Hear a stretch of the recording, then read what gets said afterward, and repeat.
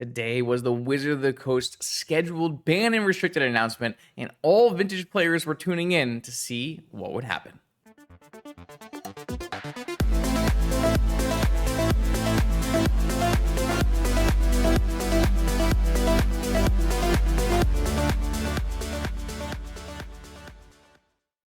Welcome back, Vintage gamers, to this almost live reaction to the Wizards of the Coast ban and restricted announcement on June 30th, 2025. I was very worried this morning that I would wake up and find Lurrus of the Dream Den banned for community sentiment reasons. The format right now is in a diverse and balanced state and will only get thrown for a loop with the printing of Tezzeret Cruel Captain in Edge of Eternities. If you want to hear more about that, I have a whole video on the subject.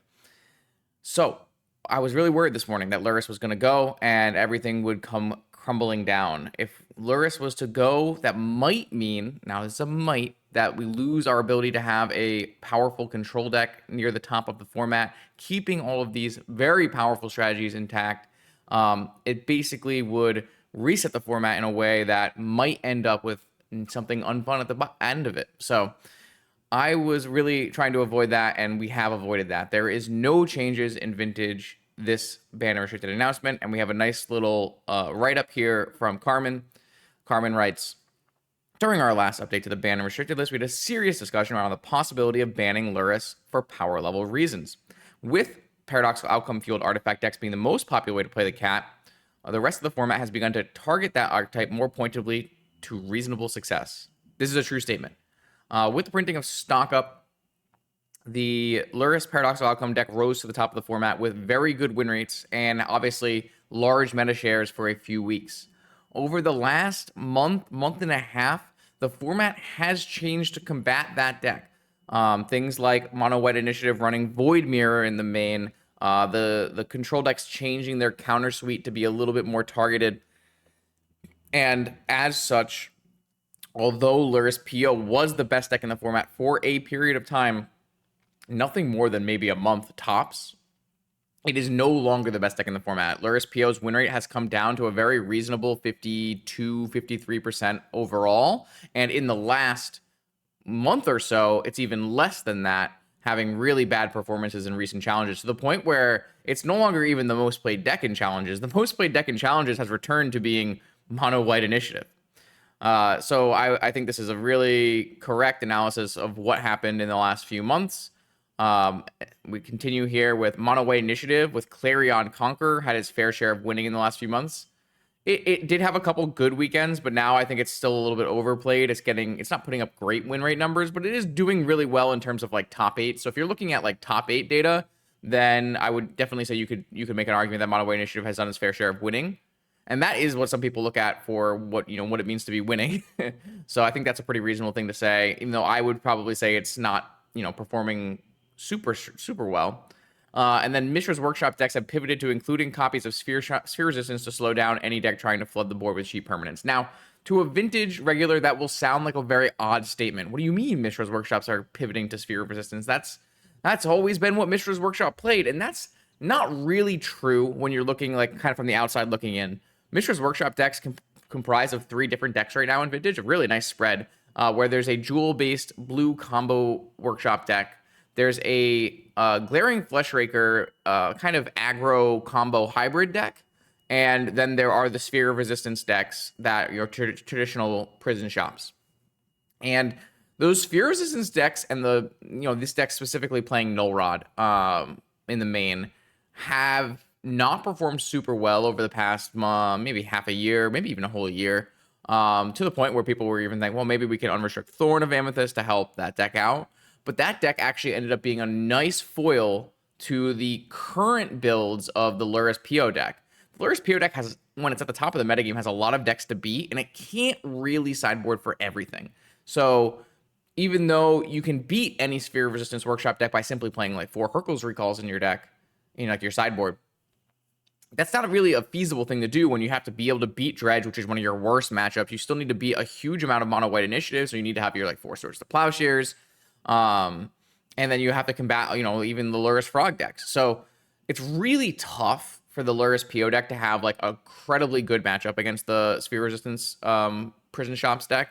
And as such, a lot of Sphere Resistance Prison Workshops decks popped up and actually had really strong success for maybe a month or so into like the very heavy Lurrus PO metagames.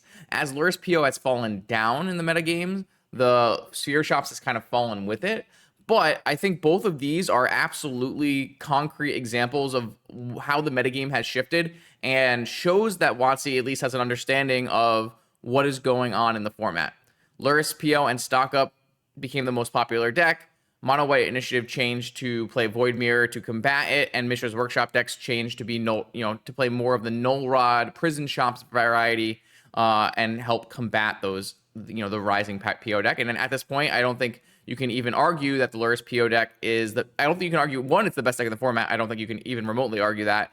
And two, you can't even argue it's like too powerful anymore because the win rate has come down to a reasonable level. The mana share has come down to a reasonable level. And if anything, the Frog deck is the deck that is back on the top of the metagame. The second paragraph is really nice too. For now, it feels like Vintage players are exploring ways to exploit the deck building restrictions of Lurrus places on its owner and the incentives she forces in deck building. I like this sentence because it acknowledges something that people don't like to acknowledge, and that Lurrus does have cost and benefits to playing it. Yes, the cost of not being able to play 3-drops or higher is pretty minimal. Most 3-drops in Magic are not very good, and that's true. But the cost of making Lurrus good in your deck is actually quite high. Playing cards like Mishra's Bauble, which expose you to things like Void Mirror and Null Rod, actually, it's for the Lurrus PO deck, or actually deck building, things that are forced on you to make your Lurrus the card that is, talked about as one of the most powerful cards of all time. If you do nothing to make your Lurrus good, I actually don't think Lurrus is particularly strong. You need to be doing these things like putting Thunder Trap trainers in your deck so that you can rebuy them and have chump blockers and play more games based on the ground. You need to be putting like Mishra's Bauble so that your Lurrus is drawing an extra card every turn. If your Lurrus is not bringing anything back, it's really not worthwhile. And if your Lurrus is like only seldom bringing things back, you have to really think about, is this actually adding the power to my deck that I need it to be doing? So I actually like this statement a lot. And then the final sentence is, not to mention, there's an extremely powerful 3-mana permanent coming with Edge of Eternities that we previewed at MagicCon Las Vegas. Tezzeret Cruel Captain. I did, like I said, a whole video on this card. I think it'll be an instant vintage staple. It should shake up the metagame in very meaningful ways. It could end up not being as strong as I think it is. I think where it lands in power level is very much up for debate. But the thing that isn't up for debate is that this card is going to be played in a bunch of decks, and it's going to be tried out in lots of shells, and it'll be a shakeup. The metagame is going to change with Edge of Eternities and Tezzeret Cruel Captain, and it would be very silly to take a diverse and balanced format that we have now and make a bunch of changes to it when we're already going to naturally see these changes with the printing of new and powerful cards. If you want to see more about Tezzeret, hear more about what this card will do in Vintage, I have a whole video. It'll be a link somewhere about the card. I think it's a really good video. It goes over basically every ability, every deck it could fit in, every new deck I think it could make. A really interesting card, and I'm very happy to see it in this description of the Banned and Restricted announcement because it has a meaningful impact on how you manage a format, what cards are coming into the format, and I'm really happy to see it here. So thank you to Carmen for writing this. I think this is one of the best blurbs I've seen written about Vintage since I've been covering these Banned and Restricted updates. It shows a clear understanding from the Wizard side of what is happening inside the format from even a month-to-month basis, and acknowledges how new printings, even ones that are not even out yet, are going to affect the format. So big ups to Carmen and the WotC team for this one. I'm very happy to see no changes in Vintage. I am excited to see what Tezzeret will do to the format, and I will be happy to play in all of my upcoming paper Vintage events in Oklahoma, the Land Run, in Pittsburgh, Steel City Spectacular. Both of those events are playing for power. And then Eternal Weekend, again in Pittsburgh, Eternal Weekend in Lucca, Italy, which I need to be booking my flight to soon.